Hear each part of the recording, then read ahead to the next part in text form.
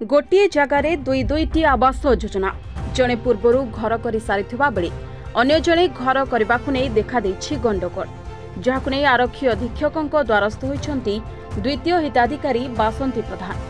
तेबे बरपाल ब्लॉक महिधरपुर पंचायत प्राणबंधु प्रधान नाँ प्रथमे आवास योजन घर आसीथिबा बेले पुणी थरे बासंती प्रधान नाँ सही समान जगार आवास योजन घर आसी जहाँफल पूर्वर घर आरंभ कर प्राणबंधु एवं बासंती घर आरंभ करने को विरोध करुछंती जहां नहीं थाना कौन समाधान न हेबारु आरक्षी अधीक्षकों द्वारस्थ होती बासंती। अन्यपटे प्राणबंधु नाँ घर आसीनी एवं से तांकु जागारु बाहर करने को चाहते बोली अभियोग करिसेंती बासंती। प्रधान महिधरपुर आज कोन पे एसपी ऑफिस आछंती सारा मोर घरडे अंत्योदय योजना आसीथिला मुई करूथिली तापर मते समाने करे देलेनी प्राणी बंधु मते हैरान करूची करे दो ना से जने पर लोक मुई हेतबा थाना को गली थाना मो कथा सुनलेनी हेतबा मुई सार एसपी को सार को जणेवा पय आसली